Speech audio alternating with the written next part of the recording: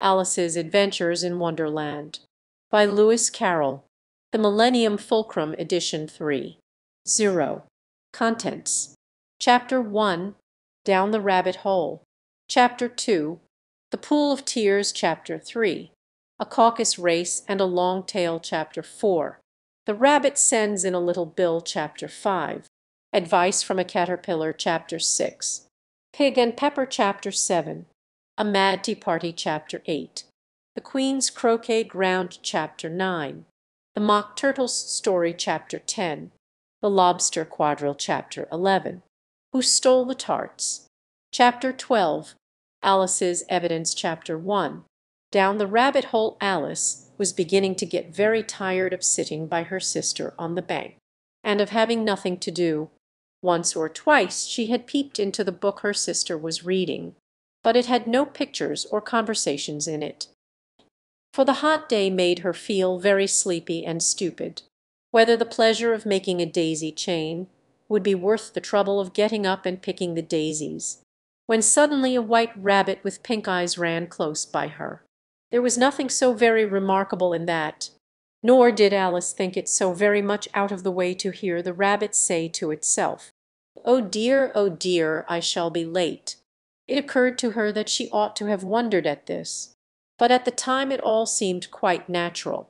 But when the rabbit actually took a watch out of its waistcoat pocket, and looked at it, and then hurried on, Alice started to her feet, for it flashed across her mind that she had never before seen a rabbit with either a waistcoat pocket or a watch to take out of it, and burning with curiosity, she ran across the field after it, and fortunately was just in time to see it pop down a large rabbit hole under the hedge. In another moment down went Alice after it, never once considering how in the world she was to get out again. The rabbit hole went straight on like a tunnel for some way, and then dipped suddenly down, so suddenly that Alice had not a moment to think about stopping herself before she found herself falling down a very deep well. Either the well was very deep, or she fell very slowly, for she had plenty of time as she went down to look about her and to wonder what was going to happen next. First, she tried to look down and make out what she was coming to, but it was too dark to see anything. Then she looked at the sides of the well, and noticed that they were filled with cupboards and bookshelves. Here and there she saw maps and pictures hung upon pegs. She took down a jar from one of the shelves as she passed. It was labeled orange marmalade, but to her great disappointment it was empty. She did not like to drop the jar for fear of killing somebody underneath, so managed to put it into one of the cupboards as she fell past it.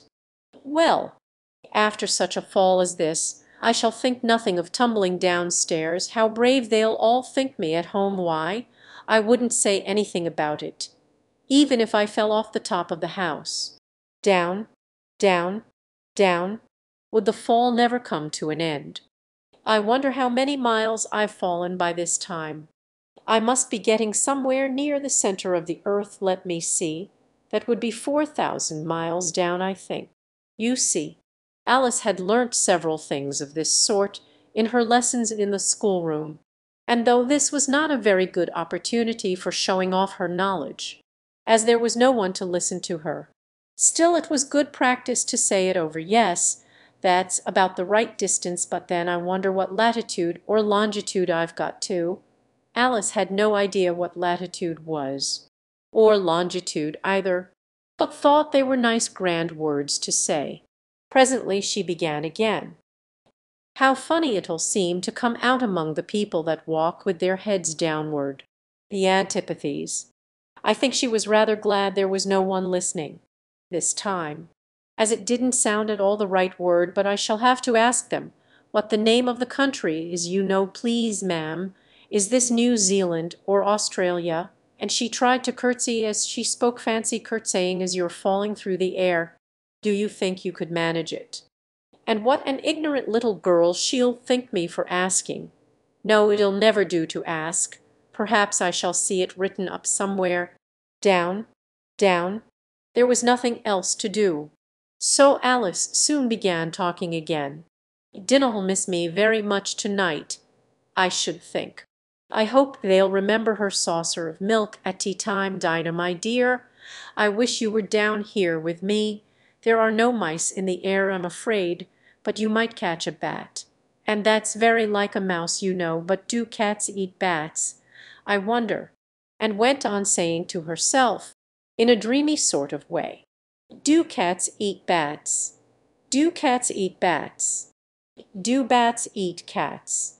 You see, as she couldn't answer either question, it didn't much matter which way she put it. She felt that she was dozing off, and had just begun to dream that she was walking hand in hand with Dinah, and saying to her very earnestly, "Now, Dinah, tell me the truth. Did you ever eat a bat?"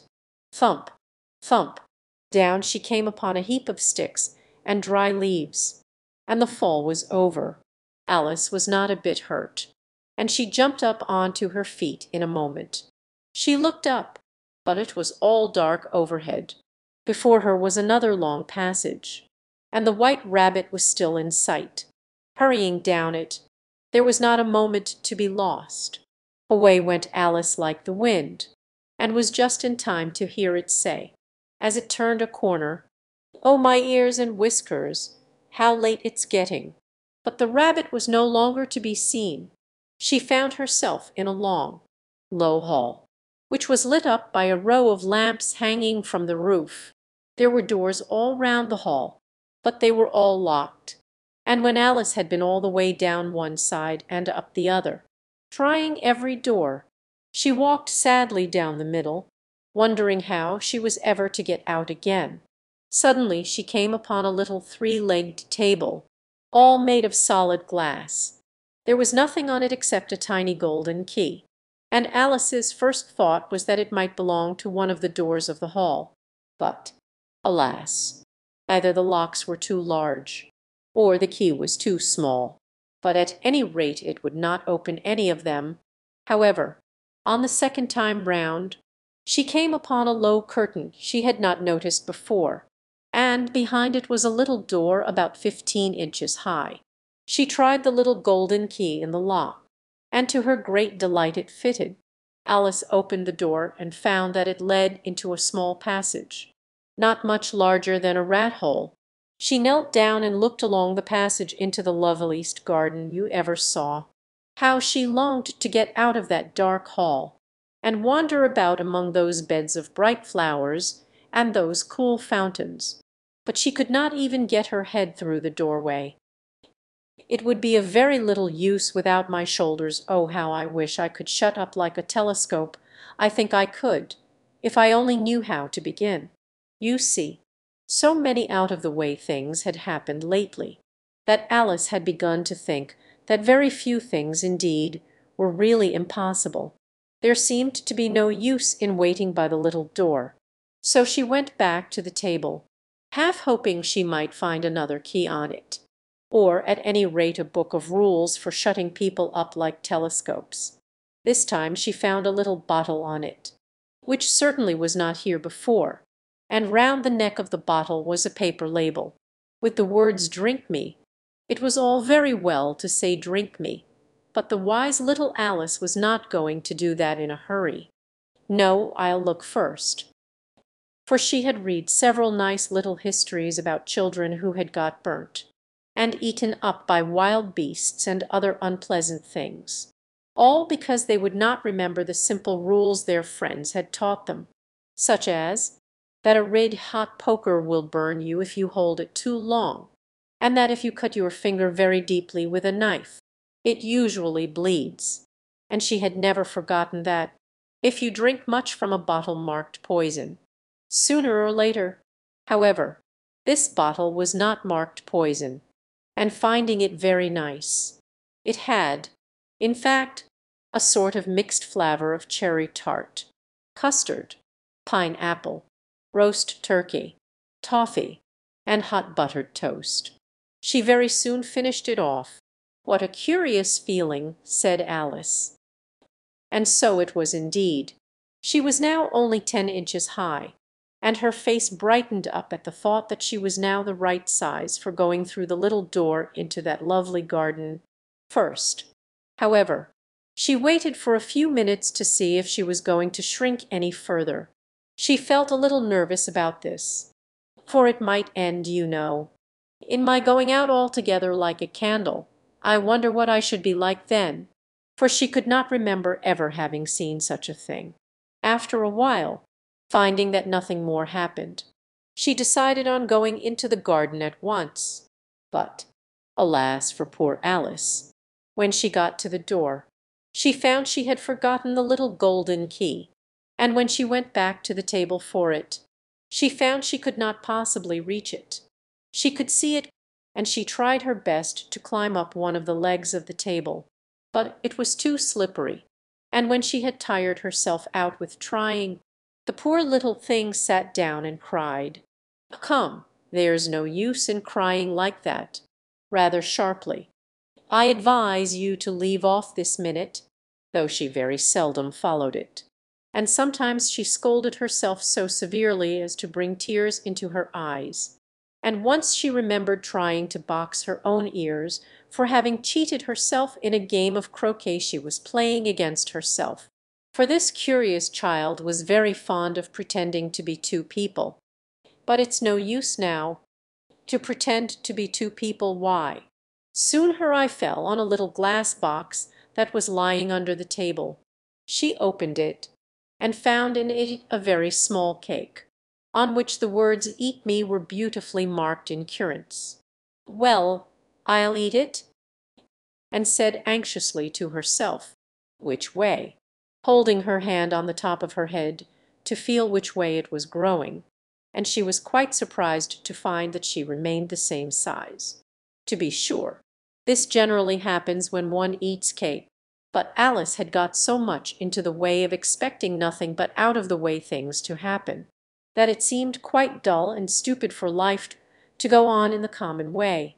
So she set to work, and very soon finished off the cake. Chapter 2. The pool of tears curiouser and curiouser, cried Alice. She was so much surprised that for the moment she quite forgot how to speak good English. They seemed to be almost out of sight. They were getting so far off. "Oh, my poor little feet! I wonder who will put on your shoes and stockings for you nowadays. I'm sure I shan't be able. I shall be a great deal too far off to trouble myself about you. You must manage the best way you can, but I must be kind to them. Or perhaps they won't walk the way I want to go. Let me see." And she went on planning to herself how she would manage it. They must go by the carrier. And how funny it'll seem sending presents to one's own feet, and how odd the directions will look. Alice's right foot Esquire Hairthrig near the fender. In fact, she was now more than 9 feet high, and she at once took up the little golden key and hurried off to the garden door. Poor Alice! It was as much as she could do, lying down on one side, to look through into the garden with one eye, but to get through was more hopeless than ever. She sat down and began to cry again. "You ought to be ashamed of yourself, a great girl like you, to go on crying in this way. Stop this moment, I tell you," shedding gallons of tears, until there was a large pool all round her, about 4 inches deep and reaching half down the hall. After a time she heard a little pattering of feet in the distance, and she hastily dried her eyes to see what was coming. It was the White Rabbit returning, splendidly dressed, with a pair of white kid gloves in one hand and a large fan in the other. He came trotting along in a great hurry, muttering to himself as he came, "Oh, the Duchess, oh, won't." So, when the rabbit came near her, she began, in a low, timid voice, "If you please, sir," dropped the white kid gloves and the fan, and scurried away into the darkness as hard as he could go. Alice took up the fan and gloves, and, as the hall was very hot, she kept fanning herself all the time she went on talking. "Dear, dear, how queer everything is to-day, and yesterday things went on just as usual. I wonder if I've been changed in the night. Let me think. to see if she could have been changed for any of them. I'm sure I'm not Ada, for her hair goes in such long ringlets, and mine doesn't go in ringlets at all, and I'm sure I can't be Mabel, for I know all sorts of things, and she knows such a very little. Besides, she's she, and I'm I, and oh dear, how puzzling it all is. I'll try if I know all the things I used to know. Let me see, 4 times 5 is 12, and began to repeat it. But her voice sounded hoarse and strange, and the words did not come the same as they used to do. And pour the waters of the Nile on every golden scale. How cheerfully he seems to grin, how neatly spread his claws, and welcome little fishes in with gently smiling jaws. I'm sure those are not the right words. And her eyes filled with tears again as she went on. I must be Mabel after all, and I shall have to go and live in that poky little house, and have next to no toys to play with, and oh, ever so many lessons to learn. With a sudden burst of tears, I do wish they would put their heads down. I am so very tired of being all alone here, and was surprised to see that she had put on one of the rabbit's little white kid gloves while she was talking. How can I have done that? And found that, as nearly as she could guess, she was now about 2 feet high, and was going on shrinking rapidly. She soon found out that the cause of this was the fan she was holding, and she dropped it hastily, just in time to avoid shrinking away altogether, a good deal frightened at the sudden change, but very glad to find herself still in existence.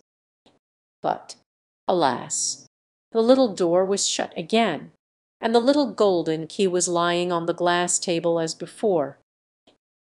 Never, and I declare it's too bad. That it is. And in another moment, splash! She was up to her chin in salt water. Her first idea was that she had somehow fallen into the sea.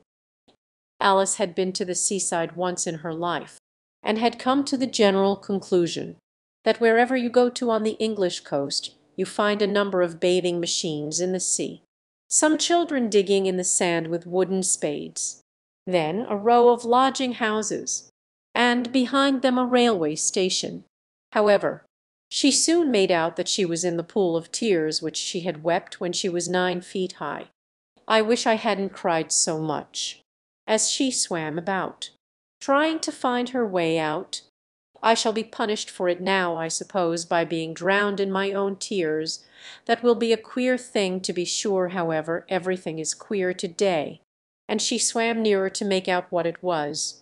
At first she thought it must be a walrus or hippopotamus, but then she remembered how small she was now, and she soon made out that it was only a mouse that had slipped in like herself. Would it be of any use now to speak to this mouse? Everything is so out of the way down here that I should think very likely it can talk, at any rate. Oh, mouse, do you know the way out of this pool?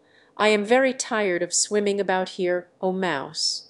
She had never done such a thing before, but she remembered having seen in her brother's Latin grammar, a mouse of a mouse to a mouse, oh mouse, and seemed to her to wink with one of its little eyes. But it said nothing. Perhaps it doesn't understand English. I dare say it's a French mouse come over with William the Conqueror. With all her knowledge of history, Alice had no very clear notion how long ago anything had happened. So she began again. The mouse gave a sudden leap out of the water, and seemed to quiver all over with fright. Oh, I beg your pardon, afraid that she had hurt the poor animal's feelings. Not like cats, in a shrill, passionate voice. Would you like cats if you were me? Well, perhaps not. Don't be angry about it. And yet I wish I could show you our cat Dinah, half to herself, as she swam lazily about in the pool. And she sits purring so nicely by the fire, licking her paws and washing her face, and she is such a nice soft thing to nurse, and she's—" For this time the mouse was bristling all over, and she felt certain it must be really offended. "We won't talk about her any more if you'd rather not." We indeed. who was trembling down to the end of his tail. As if I would talk on such a subject. Our family always hated cats, nasty, low, vulgar things. I won't indeed. In a great hurry to change the subject of conversation. Are you fond of dogs? So Alice went on eagerly. There is such a nice little dog near our house. I should like to show you a little bright-eyed terrier, you know, with oh such long curly brown hair, and it'll fetch things when you throw them, and it'll sit up and beg for its dinner and all sorts of things. I can't remember half of them. And it belongs to a farmer, you know, and he says it's so useful, it's worth. I'm afraid I've offended it again, and making quite a commotion in the pool as it went. So she called softly after it, "Mouse dear, do come back again, and we won't talk about cats or dogs either, if you don't like them." It turned round and swam slowly back to her. Its face was quite pale with passion, Alice thought, and it said in a low trembling voice, "Let us get to the shore, and then I'll tell you my history, and you'll understand why it is I hate cats and dogs." For the pool was getting quite crowded with the birds and animals that had fallen into it. There were a duck and a dodo, a lory and an eaglet, and several other curious creatures. Alice led the way, and the whole party swam to the shore. Chapter 3. A caucus race and a long tail. They were indeed a queer-looking party that assembled on the bank, the birds with draggled feathers, the animals with their fur clinging close to them, and all dripping wet, cross, and uncomfortable. The first question, of course, was, how to get dry again. They had a consultation about this, and after a few minutes it seemed quite natural to Alice to find herself talking familiarly with them, as if she had known them all her life. Indeed, she had quite a long argument with the lory, who at last turned sulky, and would only say, "I am older than you, and must know better," and, as the lory positively refused to tell its age, there was no more to be said. At last the mouse, who seemed to be a person of authority among them, called out, "Sit down all of you and listen to me. I'll soon make you dry enough," in a large ring, with the mouse in the middle. Alice kept her eyes anxiously fixed on it, for she felt sure she would catch a bad cold if she did not get dry very soon.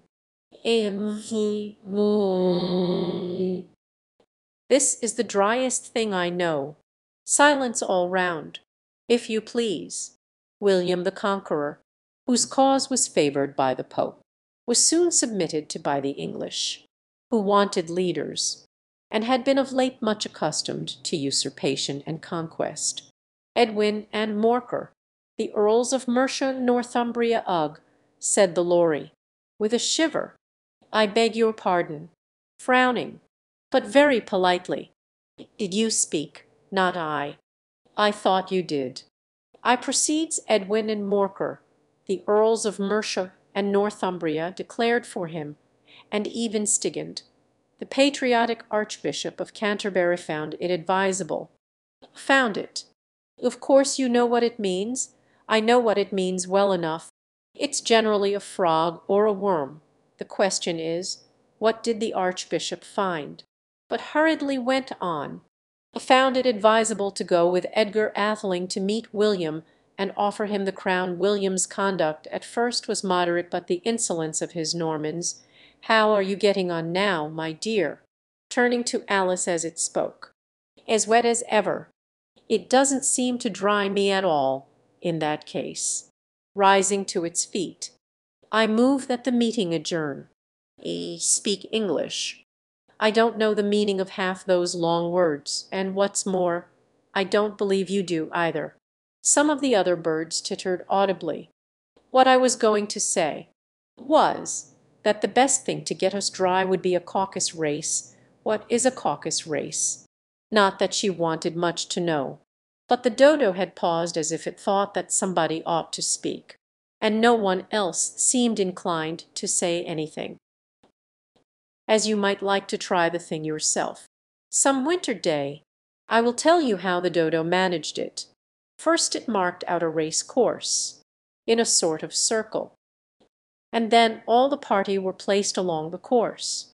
Here and there was no 1, 2, 3 and away, but they began running when they liked, and left off when they liked, so that it was not easy to know when the race was over.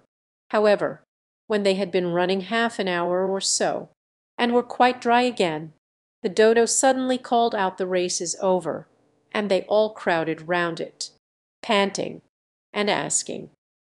And it sat for a long time, with one finger pressed upon its forehead, the position in which you usually see Shakespeare in the pictures of him, while the rest waited in silence. At last the dodo said, "Everybody has won, and all must have prizes. Why, she, of course," pointing to Alice with one finger, and the whole party at once crowded round her, calling out in a confused way, "Prizes, prizes!"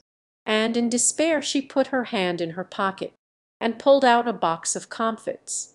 Luckily the salt water had not got into it, and handed them round as prizes. There was exactly one apiece, all round. But she must have a prize herself, you know. Of course. What else have you got in your pocket? Turning to Alice. Only a thimble. Hand it over here. Then they all crowded round her once more, while the dodo solemnly presented the thimble, saying, "We beg your acceptance of this elegant thimble." And, when it had finished this short speech, they all cheered. Alice thought the whole thing very absurd, but they all looked so grave that she did not dare to laugh, and, as she could not think of anything to say, she simply bowed, and took the thimble, looking as solemn as she could. The next thing was to eat the comfits. This caused some noise and confusion, as the large birds complained that they could not taste theirs, and the small ones choked and had to be patted on the back. However, it was over at last, and they sat down again in a ring, and begged the mouse to tell them something more. "You promised to tell me your history, you know, and why it is you hate C and D," half afraid that it would be offended again. Turning to Alice, and sighing, "It is a long tale, certainly," looking down with wonder at the mouse tail.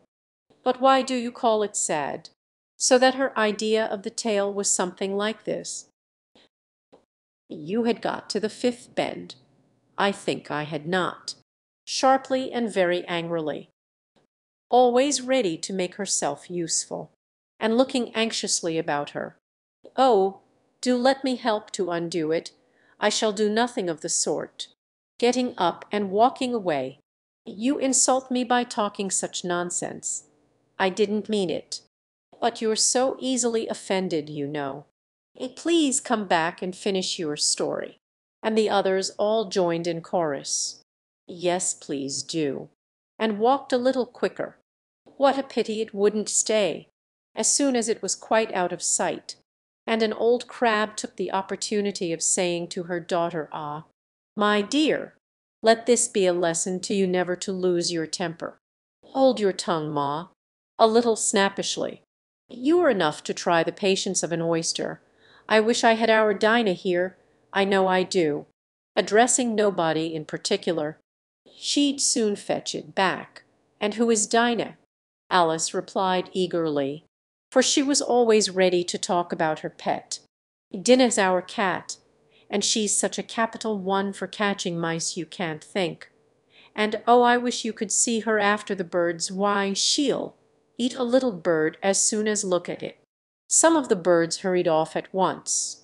One old magpie began wrapping itself up very carefully, remarking, "I really must be getting home. The night air doesn't suit my throat. Come away, my dares. It's high time you were all in bed." And Alice was soon left alone. I wish I hadn't mentioned Dinah. Nobody seems to like her down here, and I'm sure she's the best cat in the world. Oh, my dear Dinah, I wonder if I shall ever see you any more." For she felt very lonely and low-spirited. In a little while, however, she again heard a little pattering of footsteps in the distance, and she looked up eagerly, half hoping that the mouse had changed his mind, and was coming back to finish his story. Chapter 4. The rabbit sends in a little bill. It was the white rabbit, trotting slowly back again, and looking anxiously about as it went, as if it had lost something, and she heard it muttering to itself, the Duchess, oh my dear paws, oh my foreign whiskers, and she very good-naturedly began hunting about for them. But they were nowhere to be seen. Everything seemed to have changed since her swim in the pool, and the great hall, with the glass table and the little door, had vanished completely. Very soon the rabbit noticed Alice, as she went hunting about, and called out to her in an angry tone, "Why, Mary Ann, what are you doing out here? Run home this moment, and fetch me a pair of gloves and a fan, quick, now," without trying to explain the mistake it had made. "He took me for his housemaid. How surprised he'll be when he finds out who I am, but I'd better take him his fan and gloves." She came upon a neat little house, on the door of which was a bright brass plate with the name W. Rabbit engraved upon it. She went in without knocking, and hurried upstairs, in great fear lest she should meet the real Mary Ann, and be turned out of the house before she had found the fan and gloves. How queer it seems to be going messages for a rabbit. I suppose Din'll be sending me on messages next. And on it, as she had hoped, a fan and 2 or 3 pairs of tiny white kid gloves. She took up the fan and a pair of the gloves, and was just going to leave the room, when her eye fell upon a little bottle that stood near the looking-glass. There was no label this time with the words "Drink me," but nevertheless she uncorked it and put it to her lips. "Whenever I eat or drink anything, so I'll just see what this bottle does. I do hope it'll make me grow large again, for really I'm quite tired of being such a tiny little thing," and much sooner than she had expected, before she had drunk half the bottle, she found her head pressing against the ceiling, and had to stoop to save her neck from being broken. She hastily put down the bottle, saying to herself, "That's quite enough. I hope I shan't grow any more as it is. I can't get out at the door. I do wish I hadn't drunk quite so much. Alas, it was too late to wish that." She went on growing, and very soon had to kneel down on the floor. In another minute there was not even room for this, and she tried the effect of lying down with one elbow against the door and the other arm curled round her head. Still she went on growing, and, as a last resource, she put one arm out of the window and one foot up the chimney, and said to herself, "Now I can do no more. Whatever happens, what will become of me?" Luckily for Alice, the little magic bottle had now had its full effect, and she grew no larger. Still it was very uncomfortable, and, as there seemed to be no sort of chance of her ever getting out of the room again, no wonder she felt unhappy. It was much pleasanter at home, when one wasn't always growing larger and smaller and being ordered about by mice and rabbits. I almost wish I hadn't gone down that rabbit hole land yet, and yet it's rather curious, you know, this sort of life. I do wonder what can have happened to me. When I used to read fairy tales, I fancied that kind of thing never happened, and now here I am in the middle of. At least there's no room to grow up any more here. Shall I never get any older than I am now? That'll be a comfort one way, never to be an old woman, but then always to have lessons to learn. Oh, I shouldn't like that. Oh, you foolish Alice. How can you learn lessons in here? Why, there's hardly room for you, and no room at all for any lesson books," taking first one side and then the other, and making quite a conversation of it altogether. But after a few minutes she heard a voice outside, and stopped to listen. "Fetch me my gloves this moment." Alice knew it was the rabbit coming to look for her, and she trembled till she shook the house, quite forgetting that she was now about 1,000 times as large as the rabbit, and had no reason to be afraid of it. Presently the rabbit came up to the door, and tried to open it, but, as the door opened inwards, and Alice's elbow was pressed hard against it. That attempt proved a failure. Alice heard it say to itself then, "I'll go round and get in at the window." "That you won't," thought Alice, and, after waiting till she fancied she heard the rabbit just under the window, she suddenly spread out her hand, and made a snatch in the air. She did not get hold of anything, but she heard a little shriek and a fall, and a crash of broken glass, from which she concluded that it was just possible it had fallen into a cucumber frame, or something of the sort. Next came an angry voice. The rabbit spat, "Pat, where are you?" And then a voice she had never heard before. "Sure then I'm here digging for apples."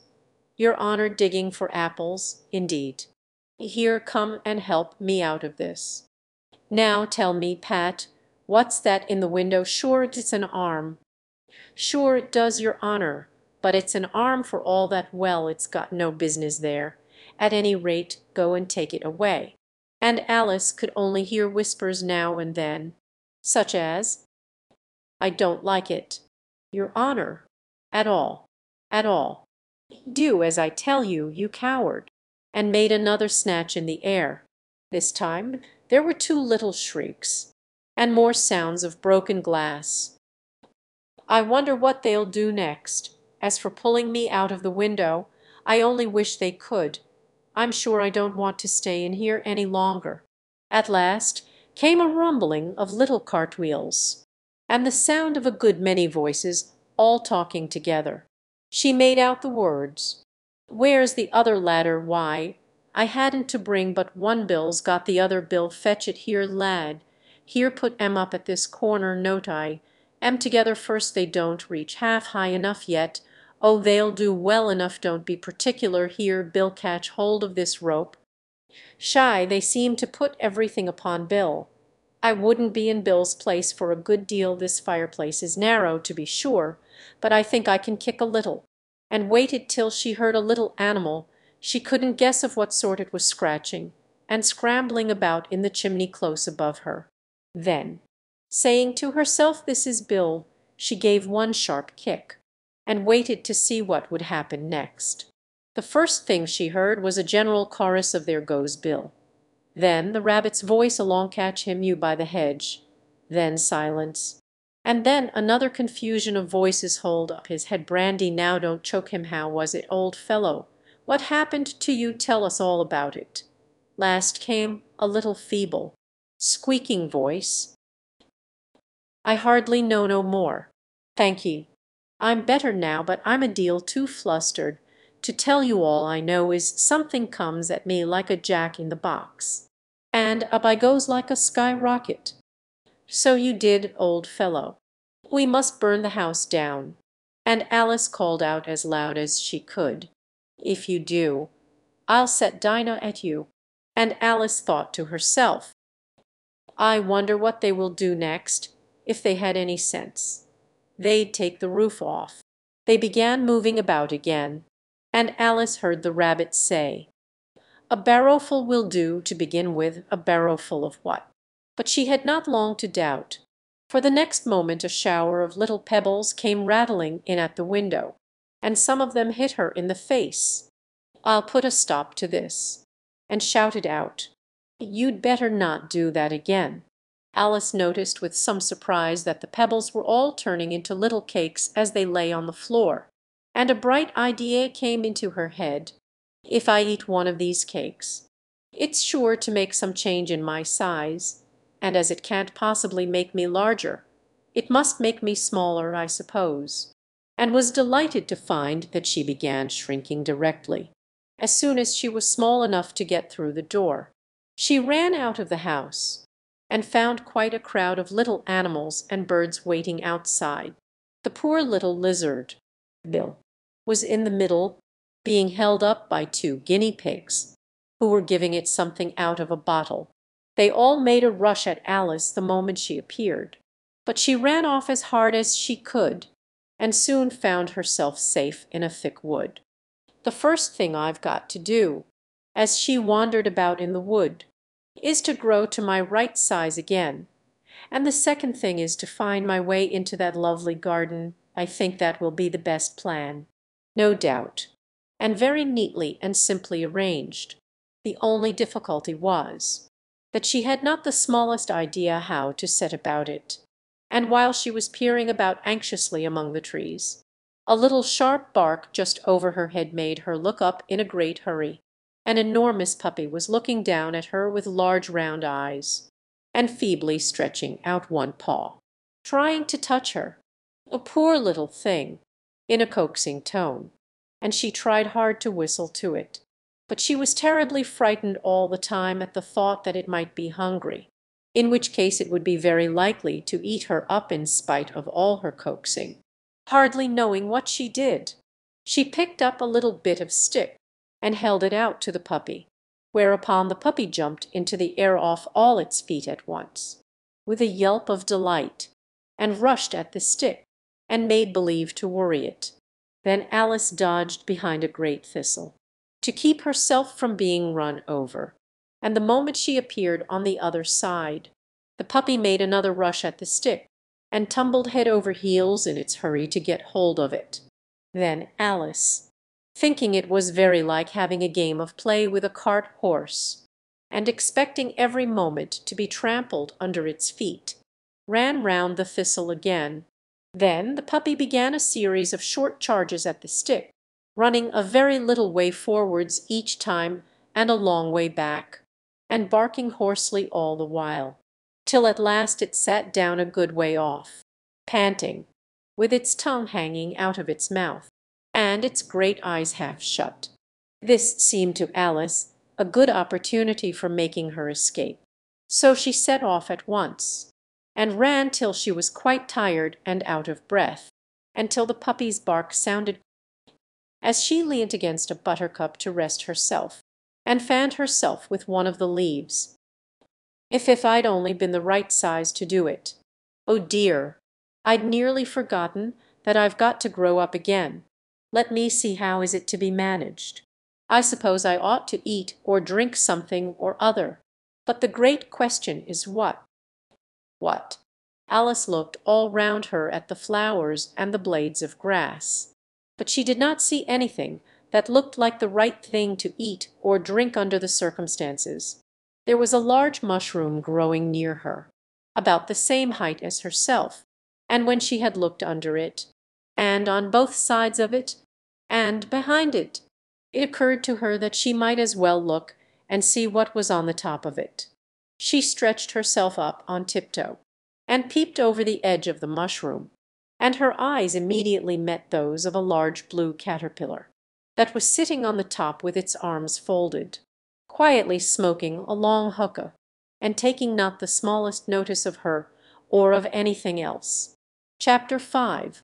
Advice from a Caterpillar. The caterpillar and Alice looked at each other for some time in silence. At last the caterpillar took the hookah out of its mouth, and addressed her in a languid, sleepy voice. "Who are you?" This was not an encouraging opening for a conversation. Alice replied, rather shyly, I hardly know, sir, just at present. At least I know who I was when I got up this morning. But I think I must have been changed several times since then." "What do you mean by that?" "I can't explain myself, I'm afraid, sir. Because I'm not myself. I'm afraid I can't put it more clearly, for I can't understand it myself to begin with, and being so many different sizes in a day is very confusing, it isn't." "Well, perhaps you haven't found it so yet. But when you have to turn into a chrysalis, you will some day, you know, and then after that into a butterfly, I should think you'll feel it a little queer, won't you?" "Not a bit." "Well, perhaps your feelings may be different. All I know is, it would feel very queer to me, you." Which brought them back again to the beginning of the conversation. Alice felt a little irritated at the caterpillars making such very short remarks, and she drew herself up and said, very gravely, "I think you ought to tell me who you are first. Why?" Here was another puzzling question, and as Alice could not think of any good reason, and as the caterpillar seemed to be in a very unpleasant state of mind, she turned away. "Come back. I've something important to say." "Certainly." Alice turned and came back again. "Keep your temper." "Is that all?"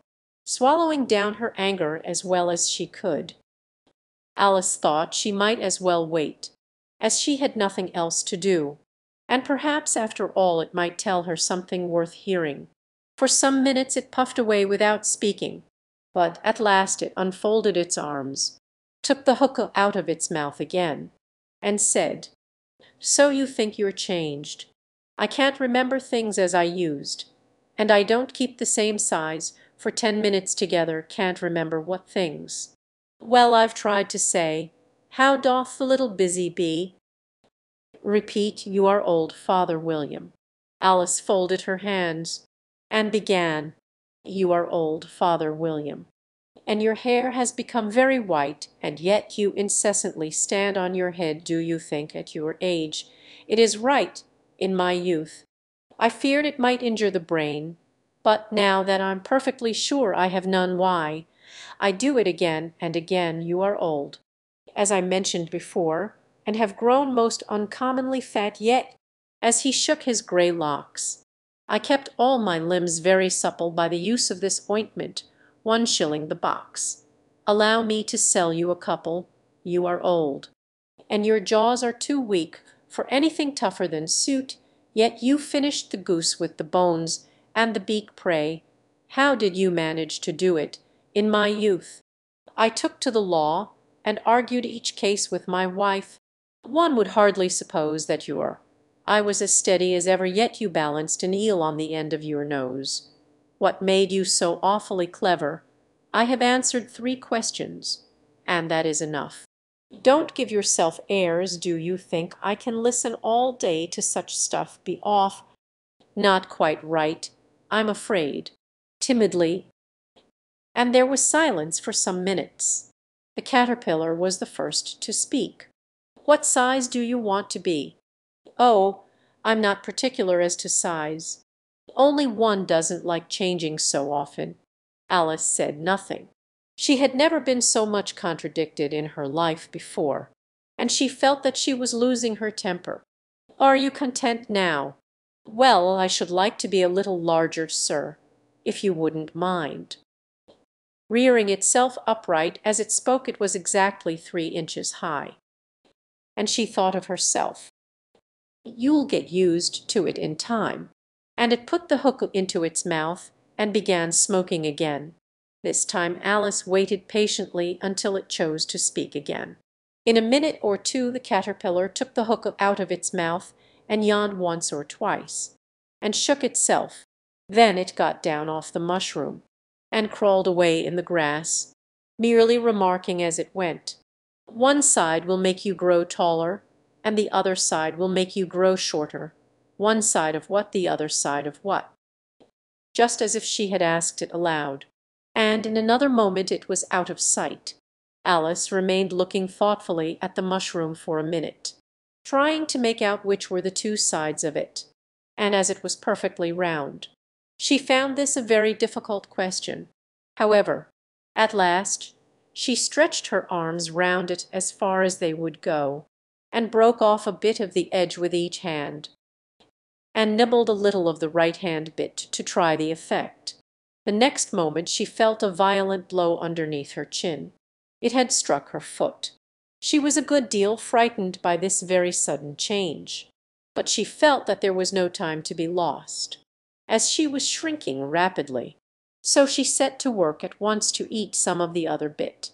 Her chin was pressed so closely against her foot that there was hardly room to open her mouth. But she did it at last, and managed to swallow a morsel of the left-hand bit. "Come, my head's free at last," said Alice in a tone of delight, which changed into alarm in another moment, when she found that her shoulders were nowhere to be found. All she could see, when she looked down, was an immense length of neck, which seemed to rise like a stalk out of a sea of green leaves that lay far below her. "What can all that green stuff be? And where have my shoulders got to? and oh, my poor hands! How is it I can't see you?" But no result seemed to follow, except a little shaking among the distant green leaves. As there seemed to be no chance of getting her hands up to her head, she tried to get her head down to them, and was delighted to find that her neck would bend about easily in any direction, like a serpent. She had just succeeded in curving it down into a graceful zigzag, and was going to dive in among the leaves, which she found to be nothing but the tops of the trees under which she had been wandering, when a sharp hiss made her draw back in a hurry.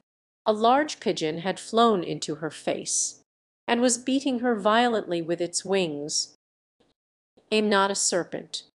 Let me alone, serpent, I say again," but in a more subdued tone, and added with a kind of sob, "I've tried every way, and nothing seems to suit them. I haven't the least idea what you're talking about. I've tried the roots of trees, and I've tried banks, and I've tried hedges," without attending to her. "But those serpents, there's no pleasing them." But she thought there was no use in saying anything more till the pigeon had finished. As if it wasn't trouble enough hatching the eggs, who was beginning to see its meaning, raising its voice to a shriek. "And just as I was thinking I should be free of them at last, they must needs come wriggling down from the sky. Ugh, serpent! But I'm not a serpent, I tell you. Well, what are you? I can see you're trying to invent something. I'm a little girl," rather doubtfully, as she remembered the number of changes she had gone through that day. A likely story, indeed, but never one with such a neck as that. No, no, you're a serpent, and there's no use denying it. I suppose you'll be telling me next that you never tasted an egg?" Who was a very truthful child. "But little girls eat eggs quite as much as serpents do." "I don't believe it. But if they do, why then they're a kind of serpent. That's all I can say." That she was quite silent for a minute or two, which gave the pigeon the opportunity of adding, "You're looking for eggs, I know that well enough. But I'm not looking for eggs as it happens, and if I was I shouldn't want yours. I don't like them raw." "Well, be off then." As it settled down again into its nest, Alice crouched down among the trees as well as she could, for her neck kept getting entangled among the branches, and every now and then she had to stop and untwist it. After a while she remembered that she still held the pieces of mushroom in her hands, and she set to work very carefully, nibbling first at one and then at the other, and growing sometimes taller and sometimes shorter, until she had succeeded in bringing herself down to her usual height. It was so long since she had been anything near the right size that it felt quite strange at first, but she got used to it in a few minutes, and began talking to herself, as usual. "Come, there's half my plan done now. How puzzling all these changes are! I'm never sure what I'm going to be from one minute to another. However, I've got back to my right size. The next thing is to get into that beautiful garden. How is that to be done, I wonder?" She came suddenly upon an open place, with a little house in it about 4 feet high. "It'll never do to come upon them this size. Why, I should frighten them out of their wits," and did not venture to go near the house till she had brought herself down to 9 inches high. Chapter 6. Pig and Pepper. For a minute or two she stood looking at the house, and wondering what to do next, when suddenly a footman in livery came running out of the wood. She considered him to be a footman because he was in livery. Otherwise, judging by his face only, she would have called him a fish, and rapped loudly at the door with his knuckles. It was opened by another footman in livery, with a round face, and large eyes like a frog, and both footmen, Alice noticed, had powdered hair that curled all over their heads. She felt very curious to know what it was all about, and crept a little way out of the wood to listen. The fish footman began by producing from under his arm a great letter, nearly as large as himself, and this he handed over to the other, saying, in a solemn tone, For the Duchess, an invitation from the Queen to play croquet, in the same solemn tone, only changing the order of the words a little. And their curls got entangled together. Alice laughed so much at this that she had to run back into the wood for fear of their hearing her, and when she next peeped out the fish footman was gone, and the other was sitting on the ground near the door, staring stupidly up into the sky. Alice went timidly up to the door, and knocked, and every now and then a great crash, as if a dish or kettle had been broken to pieces. "Please, then, how am I to get in? There might be some sense in your knocking. For instance, if you were inside, you might knock, and I could let you out. You know." And this Alice thought decidedly uncivil. But perhaps he can't help it. His eyes are so very nearly at the top of his head. Aloud, "I shall sit here till tomorrow," and a large plate came skimming out, straight at the footman's head. It just grazed his nose, and broke to pieces against one of the trees behind him. Or next day, maybe, exactly as if nothing had happened. "How am I to get in?" in a louder tone. "Are you to get in at all? That's the first question. You know, no doubt." Only Alice did not like to be told so. It's really dreadful, the way all the creatures argue. It's enough to drive one crazy, with variations. "I shall sit here, on and off, for days and days, but what am I to do?" "Anything you like," and began whistling. Oh, there's no use in talking to him. He's perfectly idiotic. The door led right into a large kitchen, which was full of smoke from one end to the other. The Duchess was sitting on a three-legged stool in the middle, nursing a baby. The cook was leaning over the fire, stirring a large cauldron which seemed to be full of soup, as well as she could for sneezing. There was certainly too much of it in the air. Even the Duchess sneezed occasionally.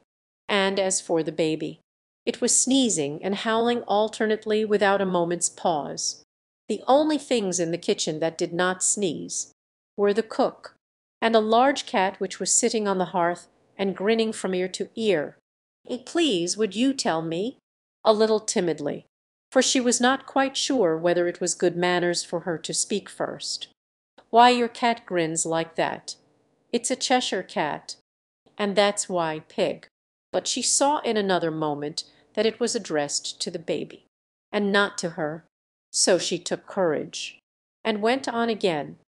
"I didn't know that Cheshire cats always grinned. In fact, I didn't know that cats could grin. They all can." Feeling quite pleased to have got into a conversation. "You don't know much," and thought it would be as well to introduce some other subject of conversation, while she was trying to fix on one. The cook took the cauldron of soup off the fire, and at once set to work throwing everything within her reach at the Duchess and the baby. The fire irons came first. Then followed a shower of saucepans, plates, and dishes. The Duchess took no notice of them even when they hit her, and the baby was howling so much already that it was quite impossible to say whether the blows hurt it or not. "Oh, please mind what you're doing," jumping up and down in an agony of terror. "Oh, there goes his precious nose," and very nearly carried it off, if everybody minded their own business, who felt very glad to get an opportunity of showing off a little of her knowledge. "Just think of what work it would make with the day and night. You see, the earth takes 24 hours to turn round on its axis. Talking of axes, chop off her head," to see if she meant to take the hint. But the cook was busily stirring the soup, and seemed not to be listening. So she went on again. 24 hours, I think. Oh, don't bother me. I never could abide figures," singing a sort of lullaby to it as she did so, and giving it a violent shake at the end of every line. "Speak roughly to your little boy, and beat him when he sneezes. He only does it to annoy, because he knows it teases." In which the cook and the baby joined. "Wow, wow, wow!" She kept tossing the baby violently up and down, and the poor little thing howled so that Alice could hardly hear the words. "I speak severely to my boy. I'd beat him when he sneezes. Wow, wow, wow, here, you may nurse it a bit, if you like," flinging the baby at her as she spoke. "I must go and get ready to play croquet with the Queen." The cook threw a frying pan after her as she went out, but it just missed her. Alice caught the baby with some difficulty, as it was a queer-shaped little creature, and held out its arms and legs in all directions, just like a starfish. The poor little thing was snorting like a steam engine when she caught it, and kept doubling itself up and straightening itself out again, so that altogether, for the first minute or two, it was as much as she could do to hold it. As soon as she had made out the proper way of nursing it, which was to twist it up into a sort of knot, and then keep tight hold of its right ear and left foot, so as to prevent its undoing itself, she carried it out into the open air. "If I don't take this child away with me, but they're sure to kill it in a day or two, wouldn't it be murder to leave it behind?" And the little thing grunted in reply. It had left off sneezing by this time. "Don't grunt." And Alice looked very anxiously into its face to see what was the matter with it. There could be no doubt that it had a very turn-up nose, much more like a snout than a real nose. Also its eyes were getting extremely small for a baby. Altogether Alice did not like the look of the thing at all. But perhaps it was only sobbing, and looked into its eyes again, to see if there were any tears. No, there were no tears. "If you're going to turn into a pig, my dear, seriously, I'll have nothing more to do with you, mind now." It was impossible to say which, and they went on for some while in silence. Alice was just beginning to think to herself, "Now, what am I to do with this creature when I get it home?" so violently that she looked down into its face in some alarm. This time there could be no mistake about it. It was neither more nor less than a pig, and she felt that it would be quite absurd for her to carry it further. So she set the little creature down, and felt quite relieved to see it trot away quietly into the wood.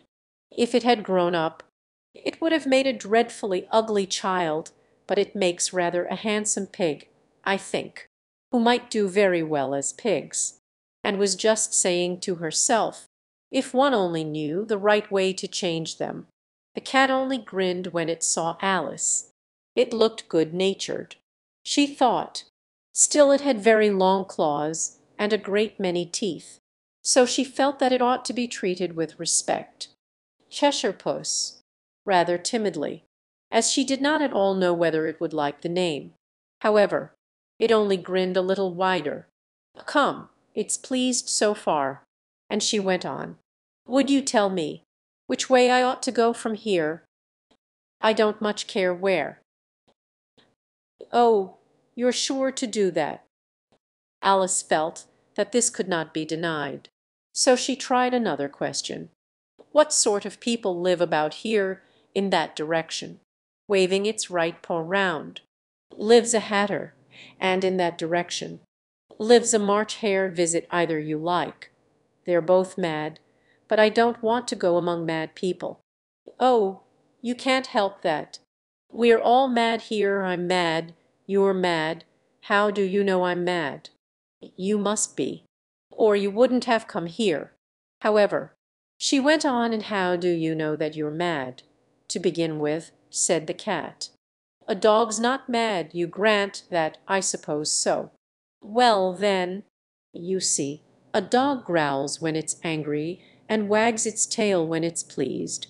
Now I growl when I'm pleased and wag my tail when I'm angry. Therefore I'm mad. I call it purring, not growling. Call it what you like. Do you play croquet with the Queen today? I should like it very much. You'll see me there," and vanished. Alice was not much surprised at this. She was getting so used to queer things happening. While she was looking at the place where it had been, it suddenly appeared again, By the by, what became of the baby? I'd nearly forgotten to ask. It turned into a pig, just as if it had come back in a natural way. I thought it would, and vanished again. Alice waited a little, half expecting to see it again, but it did not appear, and after a minute or two she walked on in the direction in which the March hare was said to live. I've seen hatters before. The March hare will be much the most interesting, and perhaps, as this is made, won't be raving mad, at least not so mad as it was in March. She looked up, and there was the cat again, sitting on a branch of a tree. Did you say pig or fig? I said pig. And I wish you wouldn't keep appearing and vanishing so suddenly. You make one quite giddy, all right. And this time it vanished quite slowly, beginning with the end of the tail, and ending with the grin, which remained some time after the rest of it had gone. Well, I've often seen a cat without a grin, but a grin without a cat. It's the most curious thing I ever saw in my life. She thought it must be the right house, because the chimneys were shaped like ears, and the roof was thatched with fur. It was so large a house that she did not like to go nearer till she had nibbled some more of the left-hand bit of mushroom, and raised herself to about 2 feet high. Even then she walked up towards it rather timidly, saying to herself, suppose it should be raving mad after all. I almost wish I'd gone to see the hatter instead. Chapter 7. A mad tea party. There was a table set out under a tree in front of the house, and the March hare and the hatter were having tea at it. A dormouse was sitting between them, fast asleep, and the other two were using it as a cushion, resting their elbows on it, and talking over its head. Very uncomfortable for the dormouse. Only as it's asleep, I suppose it doesn't mind. But the three were all crowded together at one corner of it, and she sat down in a large armchair at one end of the table. Alice looked all round the table, but there was nothing on it but tea. I don't see any wine. There isn't any. It wasn't very civil of you to sit down without being invited. I didn't know it was your table. It's laid for a great many more than three. Your hair wants cutting. He had been looking at Alice for some time with great curiosity, and this was his first speech. You should learn not to make personal remarks. It's very rude. But all he said was, "Why is a raven like a writing desk come? We shall have some fun now. I'm glad they've begun asking riddles. I believe I can guess that. Do you mean that you think you can find out the answer to it?" "I do. At least I mean what I say. That's the same thing, you know. Not the same thing a bit. You might just as well say that I see what I eat is the same thing as I eat what I see. You might just as well say." Who seemed to be talking in his sleep. And here the conversation dropped, and the party sat silent for a minute, while Alice thought over all she could remember about ravens and writing desks, which wasn't much. The hatter was the first to break the silence. "What day of the month is it?" Turning to Alice. He had taken his watch out of his pocket, and was looking at it uneasily, shaking it every now and then, and holding it to his ear. Alice considered a little, and then said the fourth, 2 days wrong. Sighed the hatter. "I told you butter wouldn't suit the works. It was the best butter." "Yes, but some crumbs must have got in as well.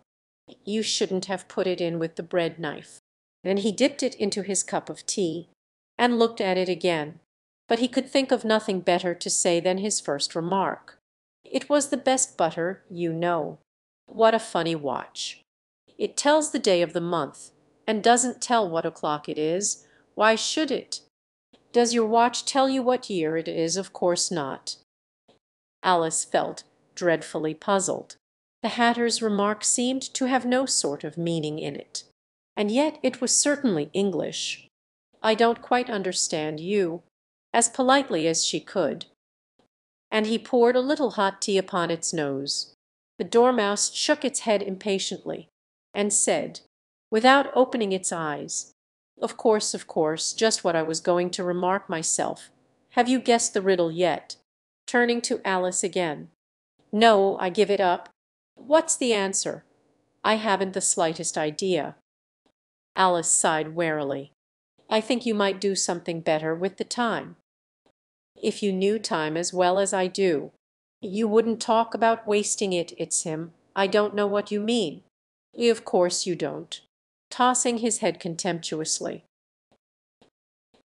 "He won't stand beating now. If you only kept on good terms with him, he'd do almost anything you liked with the clock. For instance, suppose it were 9 o'clock in the morning, just time to begin lessons. You'd only have to whisper a hint to time, and round goes the clock in a twinkling. 1:30, time for dinner. I only wish it was. That would be grand, certainly. But then I shouldn't be hungry for it. You know, not at first, perhaps. But you could keep it to 1:30 as long as you liked." The Hatter shook his head mournfully. "We quarrelled last March, just before he went mad, you know.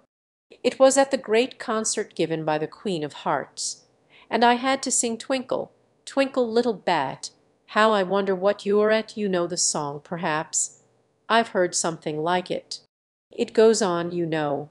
In this way, up above the world you fly, like a tea-tray in the sky, twinkle, twinkle," and began singing in its sleep Twinkle, Twinkle, Twinkle, Twinkle, and went on so long that they had to pinch it to make it stop.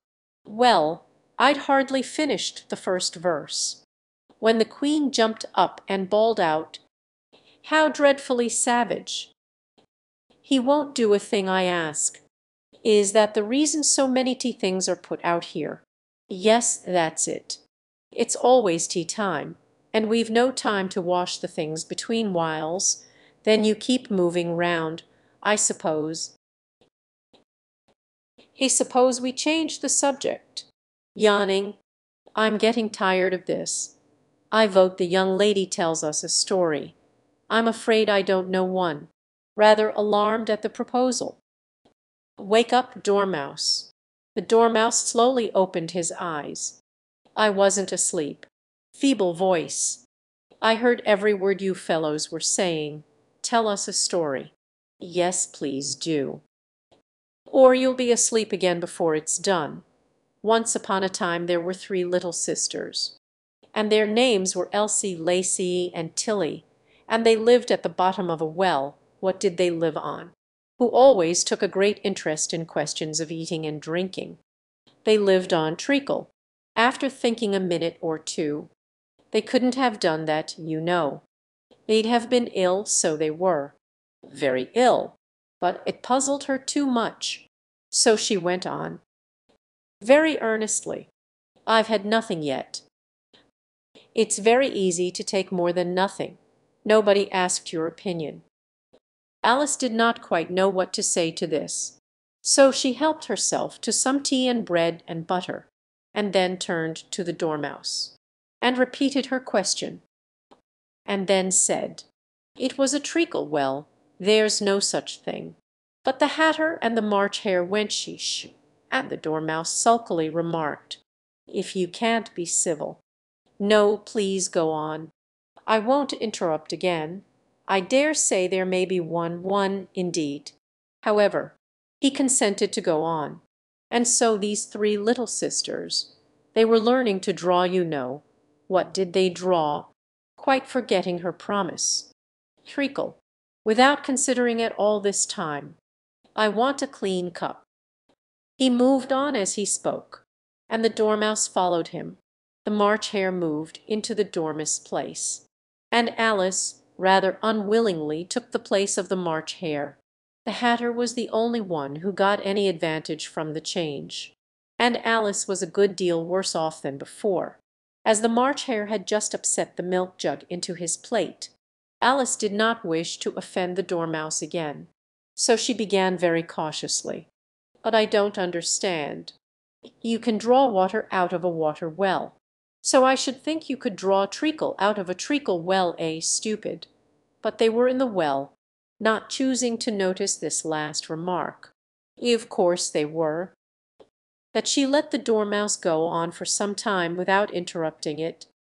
They were learning to draw, yawning and rubbing its eyes, for it was getting very sleepy, and they drew all manner of things.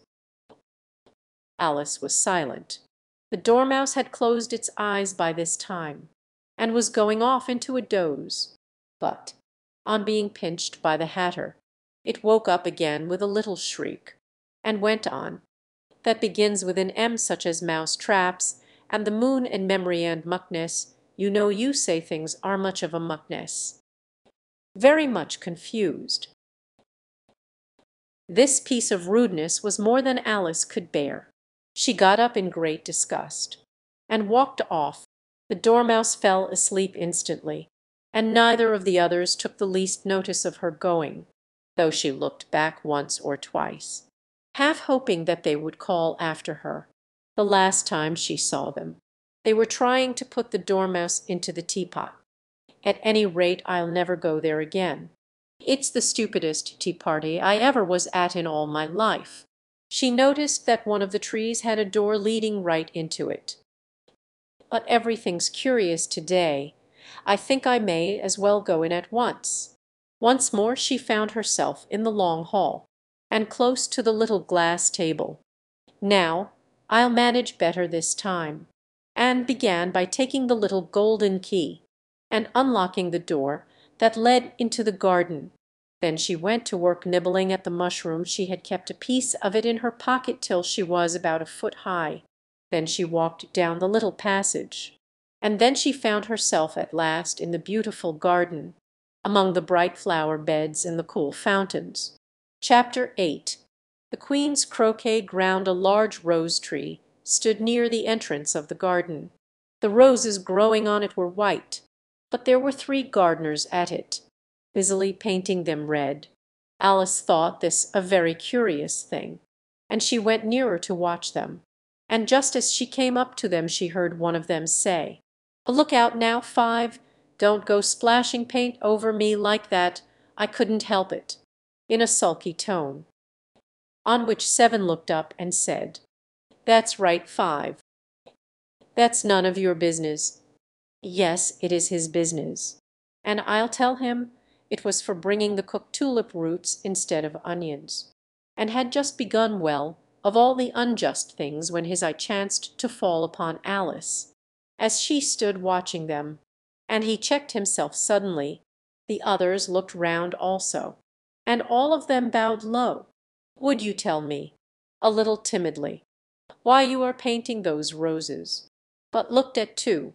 2 began in a low voice, "Why, the fact is, you see, miss, this here ought to have been a red rose tree, and we put a white one in by mistake, and if the Queen was to find it out," who had been anxiously looking across the garden, called out the Queen, and the 3 gardeners instantly threw themselves flat upon their faces.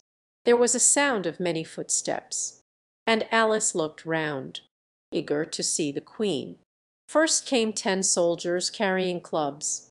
These were all shaped like the 3 gardeners, oblong and flat, with their hands and feet at the corners. Next the 10 courtiers. These were ornamented all over with diamonds, and walked 2 and 2, as the soldiers did. After these came the royal children. There were 10 of them, and the little dares came jumping merrily along hand in hand, in couples. They were all ornamented with hearts. Next came the guests, mostly kings and queens, and among them Alice recognized the White Rabbit. It was talking in a hurried, nervous manner, smiling at everything that was said, and went by without noticing her. Then followed the Knave of Hearts, carrying the king's crown on a crimson velvet cushion, and, last of all this grand procession, came the King and Queen of Hearts. Alice was rather doubtful whether she ought not to lie down on her face like the 3 gardeners, but she could not remember ever having heard of such a rule at processions. And besides, what would be the use of a procession if people had all to lie down upon their faces, and waited? When the procession came opposite to Alice, they all stopped and looked at her, And the queen said severely, "Who is this?" Who only bowed and smiled in reply. "Idiot," tossing her head impatiently. And, turning to Alice, she went on, "What's your name, child? My name is Alice, so please your majesty." But she added to herself, "Why, they're only a pack of cards, after all. I needn't be afraid of them. And who are these?" pointing to the three gardeners who were lying round the rose tree.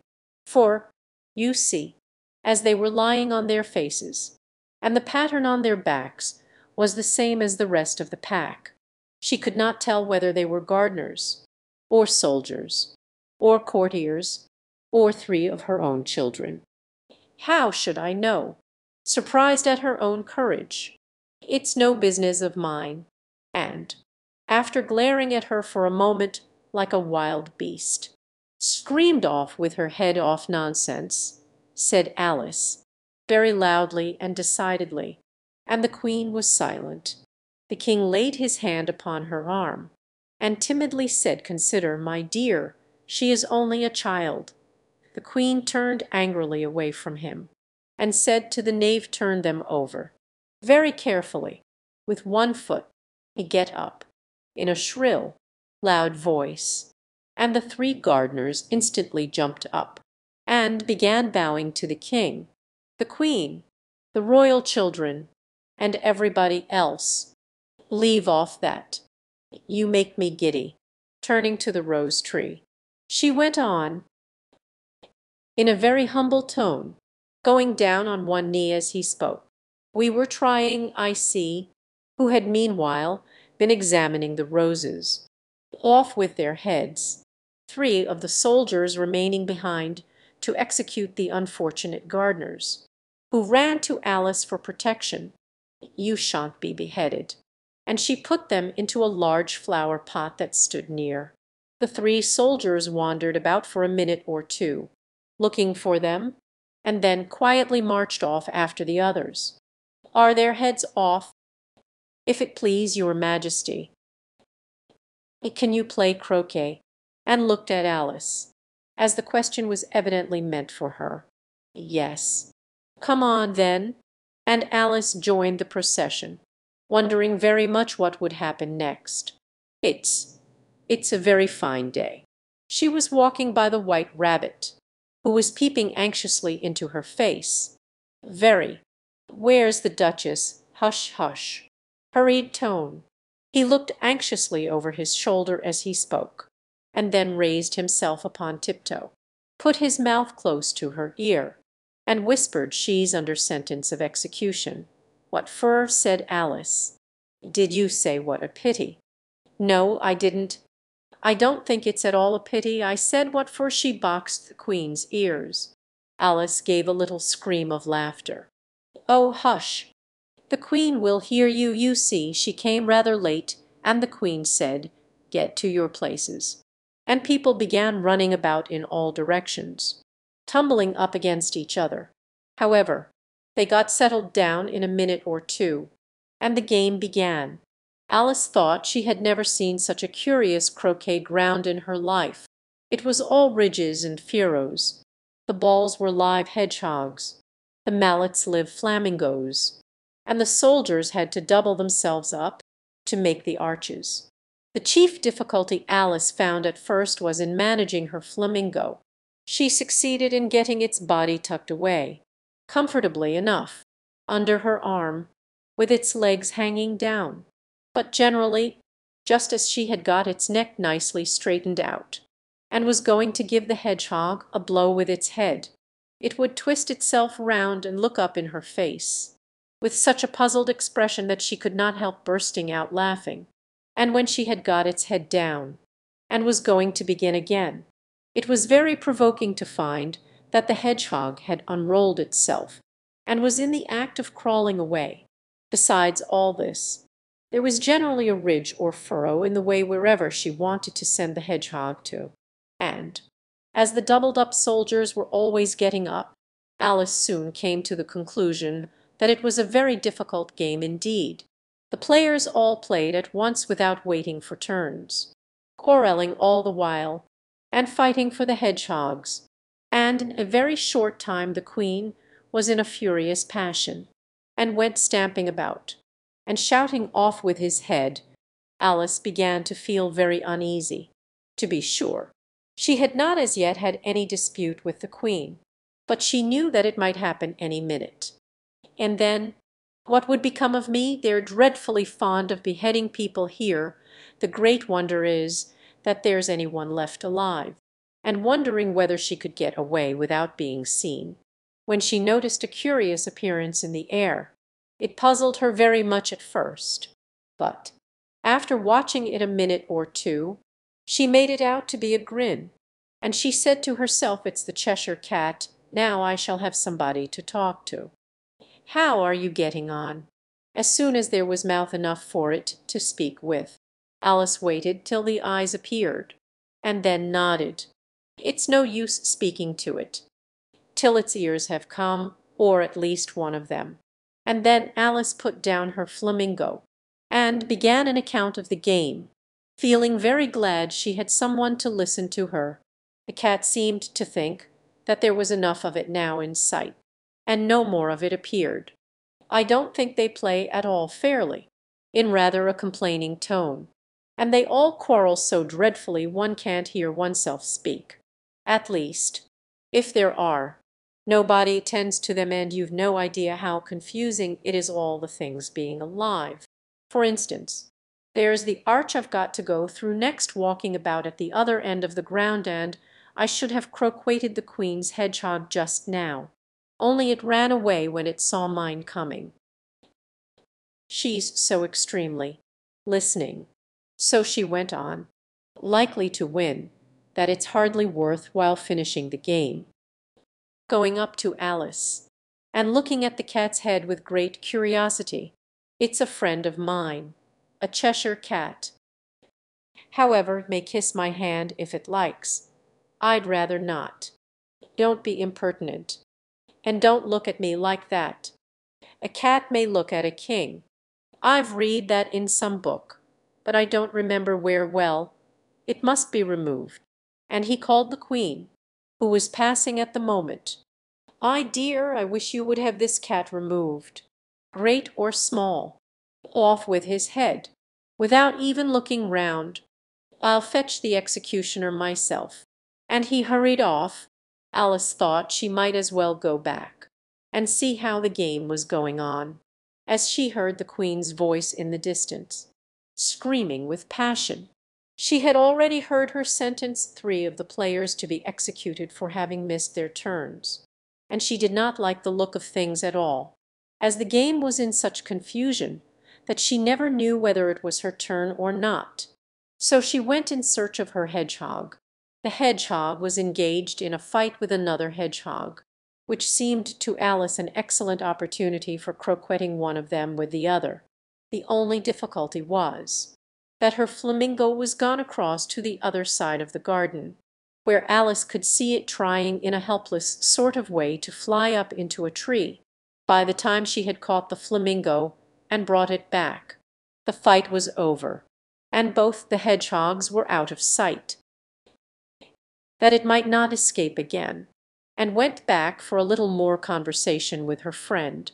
When she got back to the Cheshire Cat, she was surprised to find quite a large crowd collected round it. There was a dispute going on between the executioner, the king, and the queen, who were all talking at once, while all the rest were quite silent, and looked very uncomfortable. The moment Alice appeared, she was appealed to by all 3 to settle the question, and they repeated their arguments to her, though, as they all spoke at once, she found it very hard indeed to make out exactly what they said. The executioner's argument was that you couldn't cut off a head unless there was a body to cut it off from, that he had never had to do such a thing before, and he wasn't going to begin at his time of life. The king's argument was that anything that had a head could be beheaded, and that you weren't to talk nonsense. The queen's argument was that if something wasn't done about it in less than no time she'd have everybody executed, all round. It was this last remark that had made the whole party look so grave and anxious.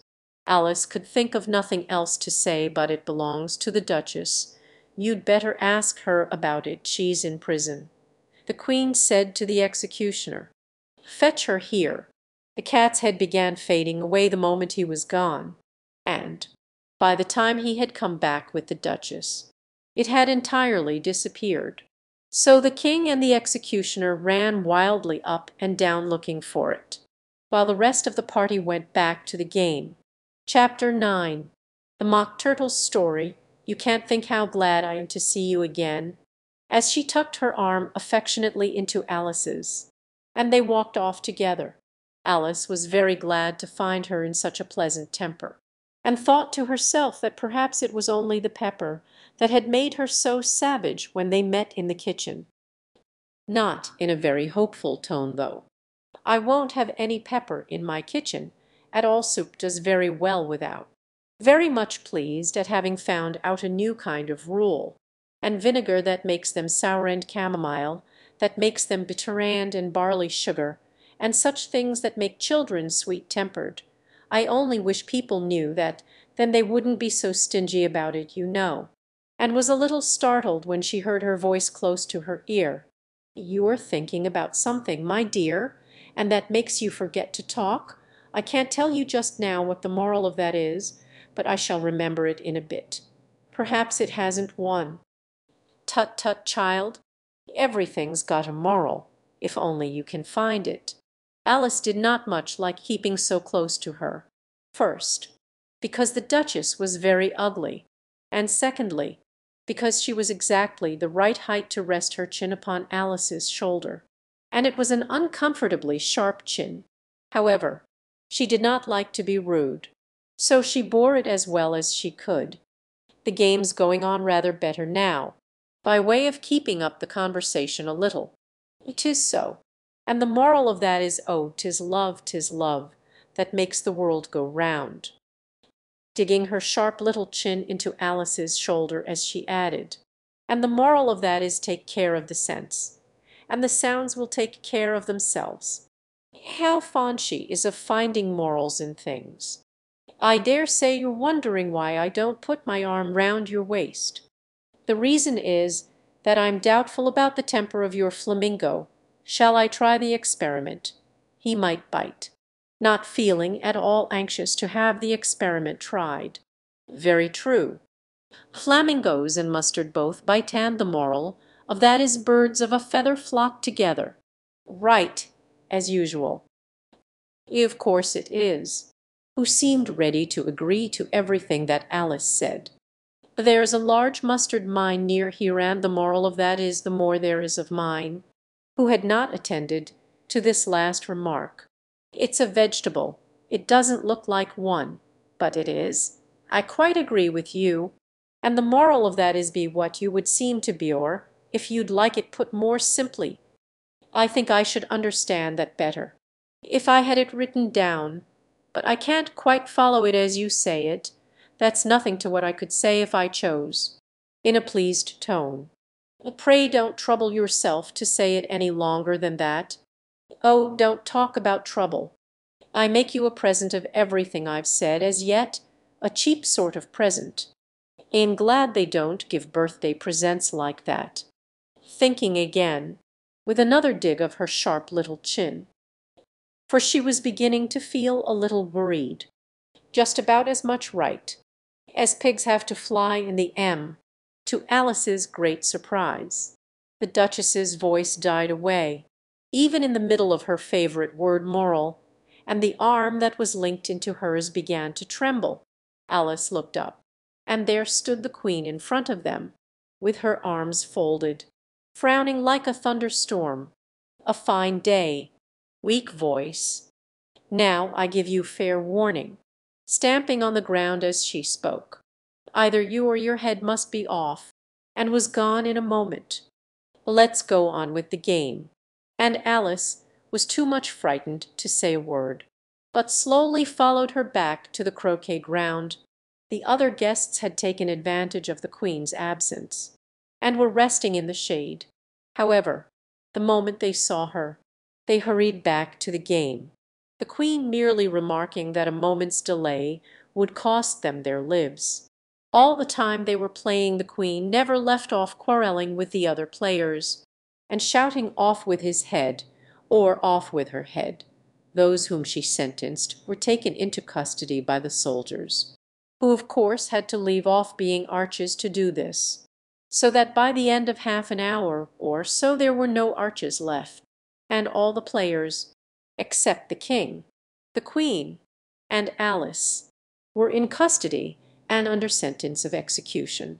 Then the queen left off, quite out of breath, and said to Alice, "Have you seen the mock turtle yet?" "No." "I don't even know what a mock turtle is. It's the thing mock turtle soup is made from. I never saw one or heard of one." "Come on, then," Alice heard the king say in a low voice, to the company generally. "You are all pardoned, come. That's a good thing." For she had felt quite unhappy at the number of executions the queen had ordered.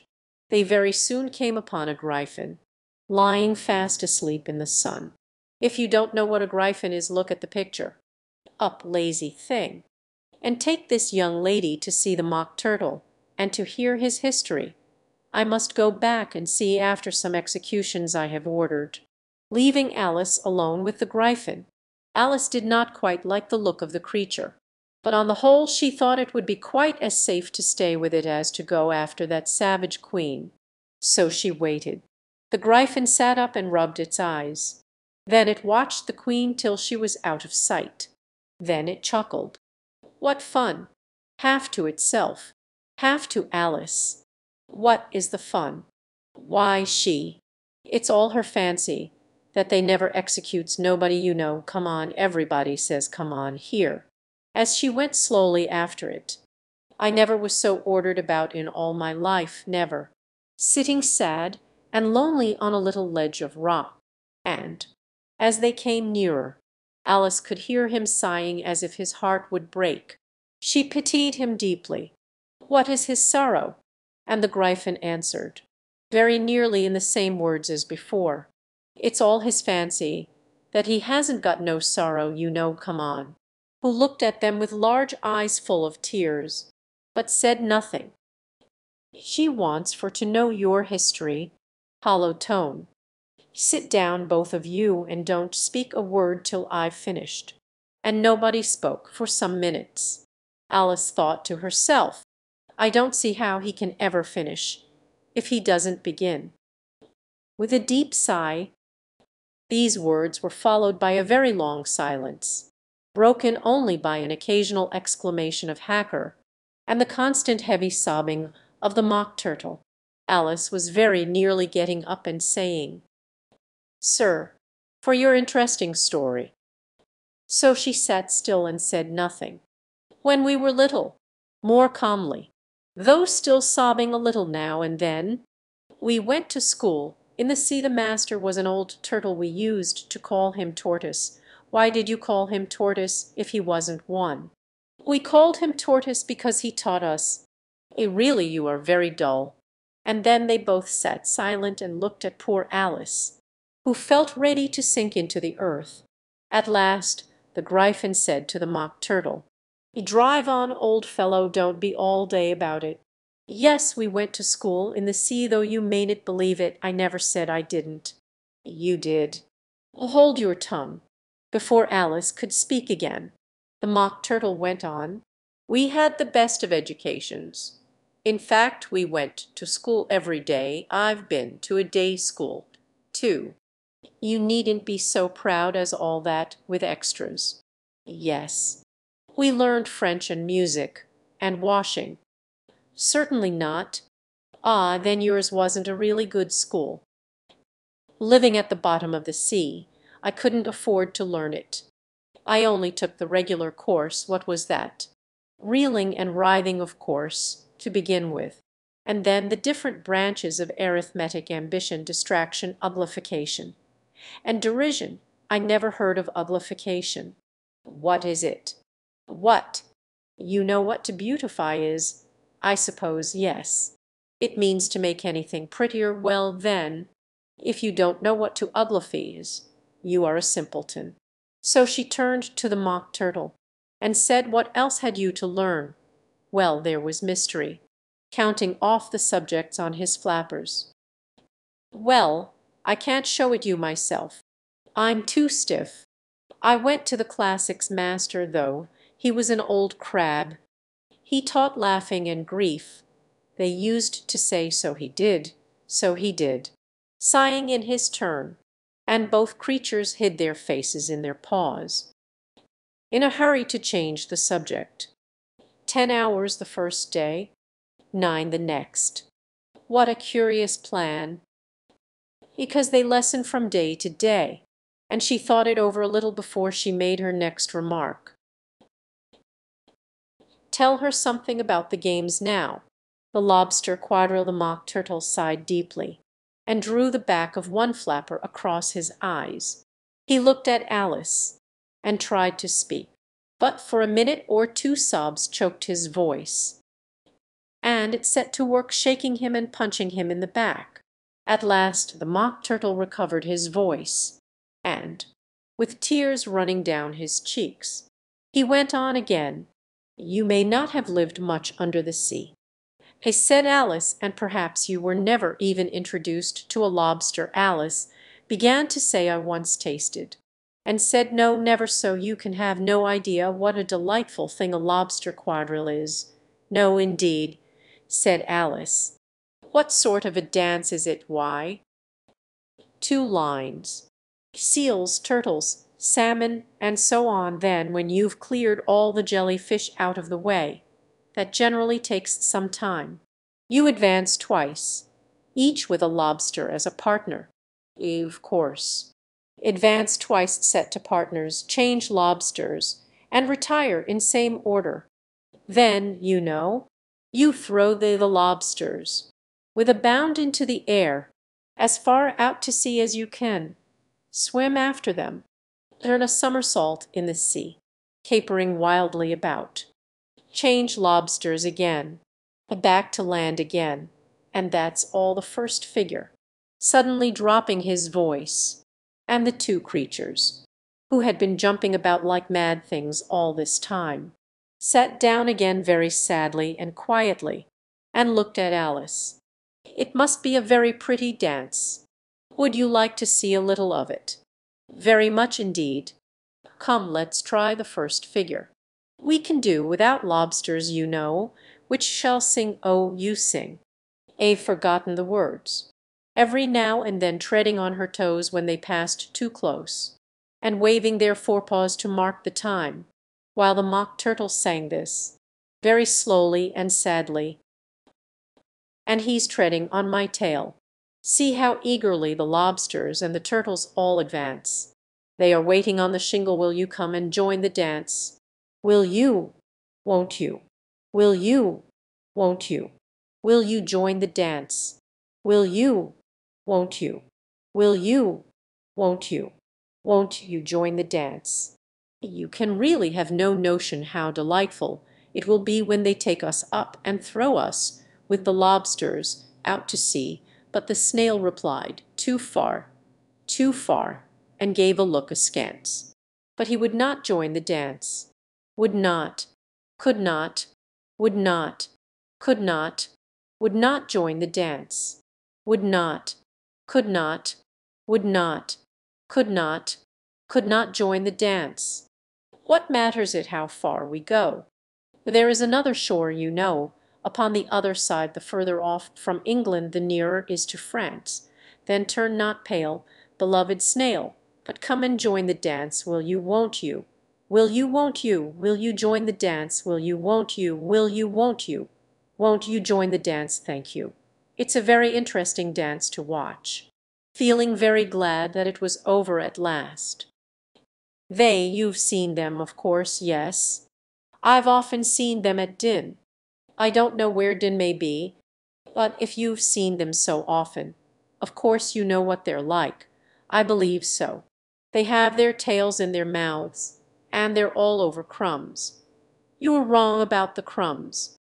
Crumbs would all wash off in the sea. but they have their tails in their mouths, and the reason is. Tell her about the reason and all that.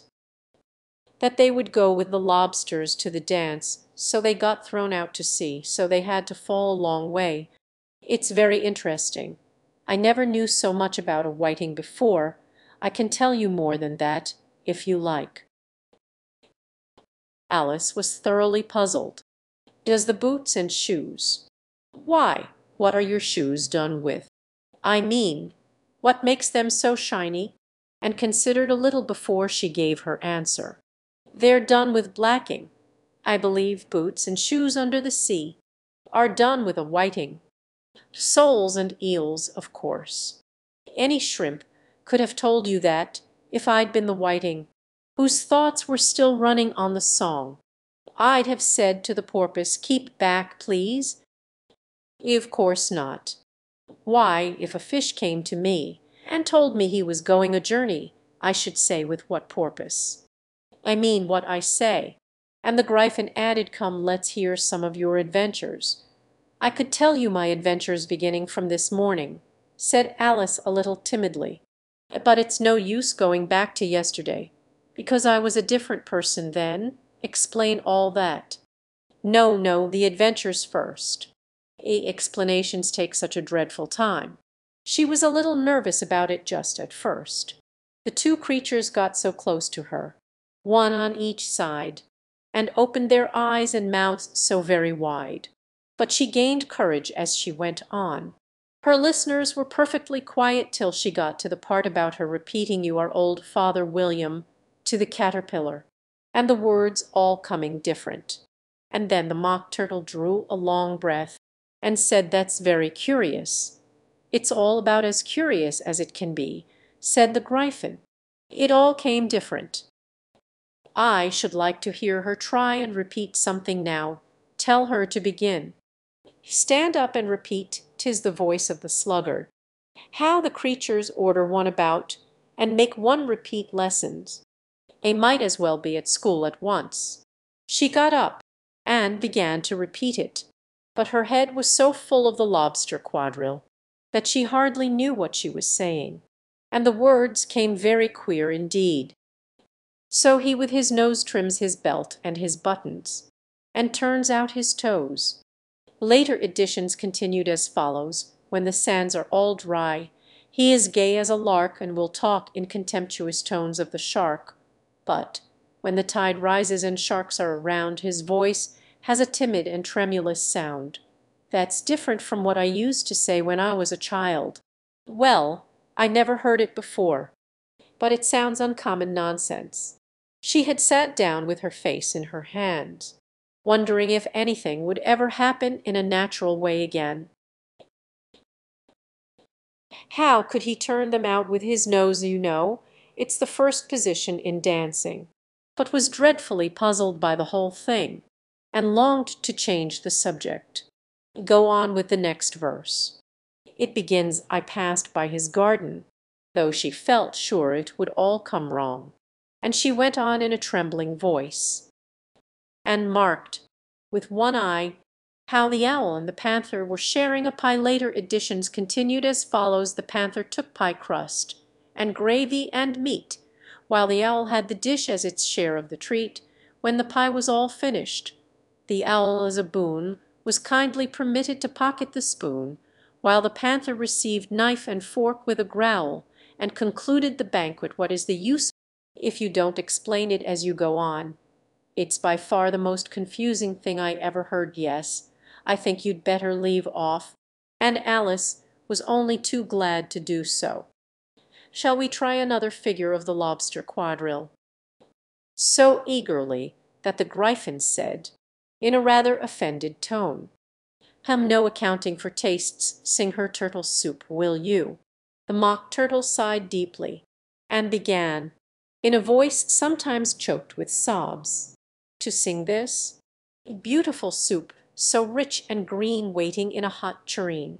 Who for such dainties would not stoop? Soup of the evening, beautiful soup, soup of the evening, beautiful soup, beautiful soup, beautiful soup, soup of the evening, beautiful, beautiful soup, beautiful soup."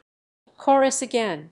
and the Mock Turtle had just begun to repeat it, when a cry of the trial's beginning was heard in the distance. "Come on!" and, taking Alice by the hand, it hurried off, without waiting for the end of the song. "What trial is it?"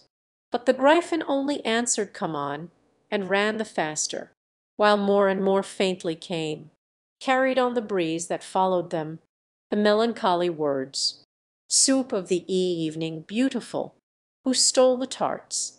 The King and Queen of Hearts were seated on their throne when they arrived, with a great crowd assembled about them, all sorts of little birds and beasts, as well as the whole pack of cards. The knave was standing before them, in chains, with a soldier on each side to guard him, and near the king was the White Rabbit, with a trumpet in one hand and a scroll of parchment in the other. In the very middle of the court was a table, with a large dish of tarts upon it.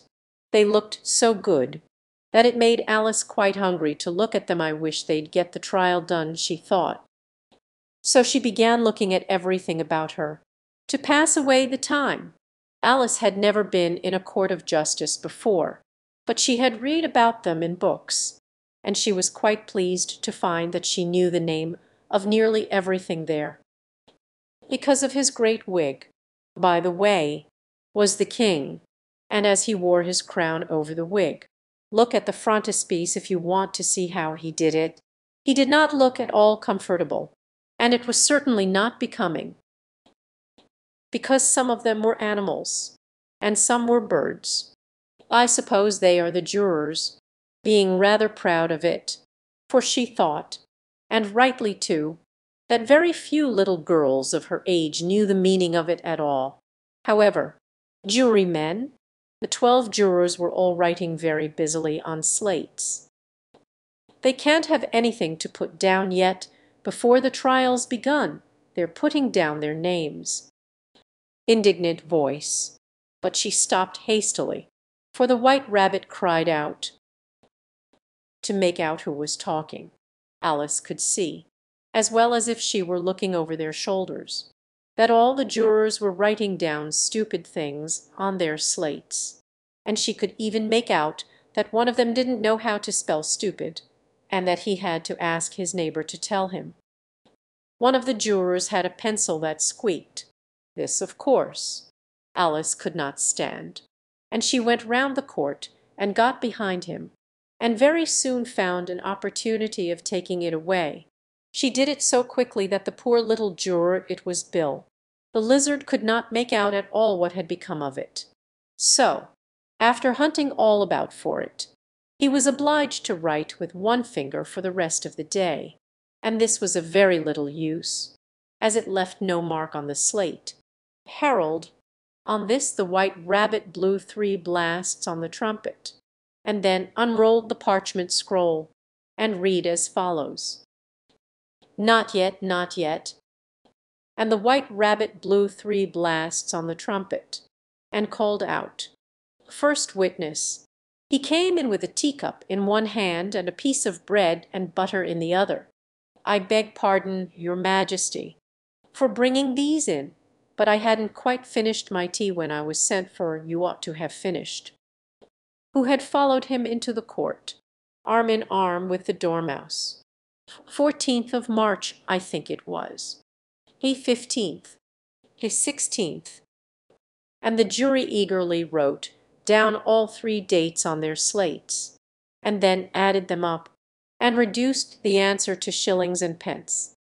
"Take off your hat. It isn't mine. Stolen." Turning to the jury, who instantly made a memorandum of the fact, "I keep them to sell. I've none of my own. I'm a hatter," and began staring at the hatter, who turned pale and fidgeted. "Give your evidence, and don't be nervous, or I'll have you executed on the spot." He kept shifting from one foot to the other, looking uneasily at the Queen, and in his confusion he bit a large piece out of his teacup instead of the bread and butter.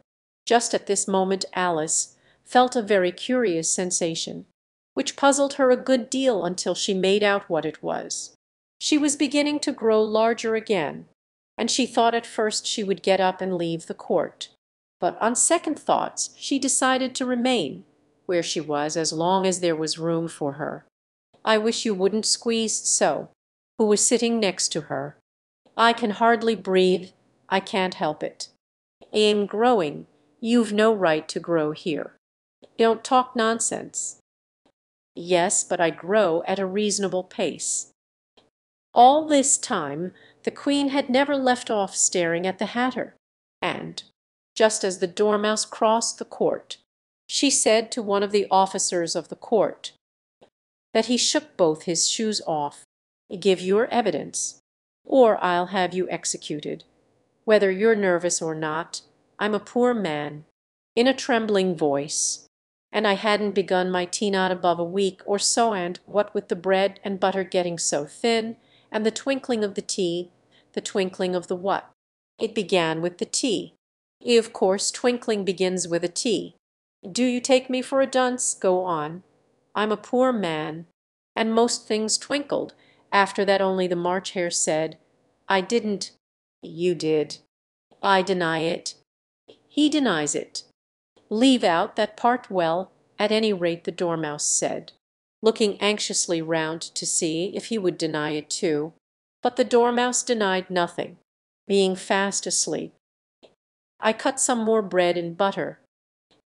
"You must remember, or I'll have you executed," and went down on one knee.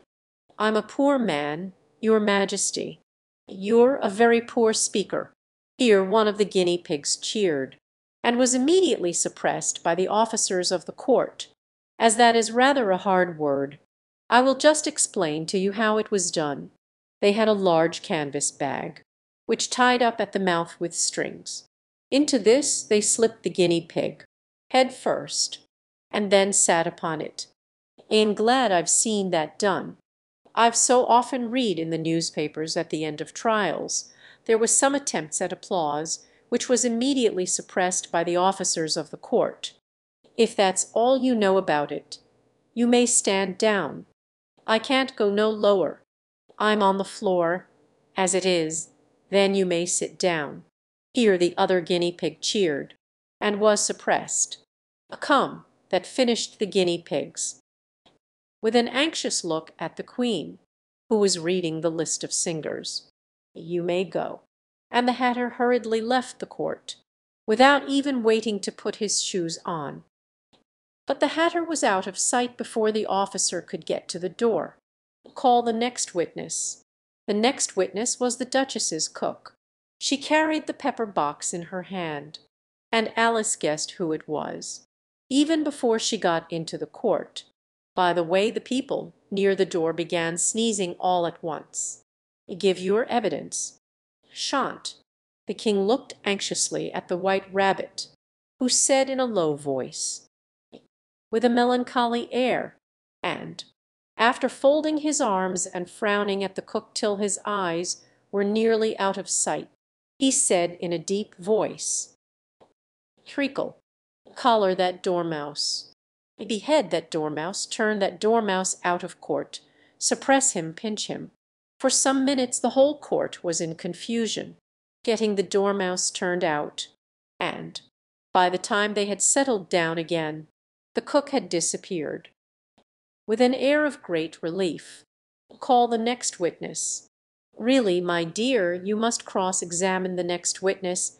It quite makes my forehead ache," feeling very curious to see what the next witness would be like. "For they haven't got much evidence yet." Imagine her surprise when the White Rabbit read out, at the top of his shrill little voice, the name Alice, chapter 12. "Alice's evidence here," cried Alice, quite forgetting in the flurry of the moment how large she had grown in the last few minutes. And she jumped up in such a hurry that she tipped over the jury box with the edge of her skirt, upsetting all the jurymen on to the heads of the crowd below. And there they lay sprawling about, reminding her very much of a globe of goldfish she had accidentally upset the week before. "Oh, I beg your pardon," and began picking them up again as quickly as she could, for the accident of the goldfish kept running in her head, and she had a vague sort of idea that they must be collected at once and put back into the jury box, or they would die. The trial cannot proceed until all the jurymen are back in their proper places, all looking hard at Alice as he said so. Alice looked at the jury box, and saw that, in her haste, she had put the lizard in head downwards, and the poor little thing was waving its tail about in a melancholy way, being quite unable to move. She soon got it out again, and put it right, and their slates and pencils had been found and handed back to them. They set to work very diligently to write out a history of the accident, all except the lizard, who seemed too much overcome to do anything but sit with its mouth open, gazing up into the roof of the court. "What do you know about this business?" "Nothing whatever." Turning to the jury, they were just beginning to write this down on their slates, when the White Rabbit interrupted. "Unimportant, your Majesty means, of course," but frowning and making faces at him as he spoke. "Unimportant, of course, I meant," and went on to himself, "important, unimportant, unimportant, important." Some of the jury wrote it down important, and some unimportant. Alice could see this, as she was near enough to look over their slates. At this moment the king, who had been for some time busily writing in his note-book, cackled out silence and read out from his book, "Rule 42. All persons more than a mile high to leave the court." "I'm not a mile high." "You are?" "Nearly 2 miles high." "Well, I shan't go, at any rate. Besides, that's not a regular rule. You invented it just now. It's the oldest rule in the book." The king turned pale, and shut his note-book hastily.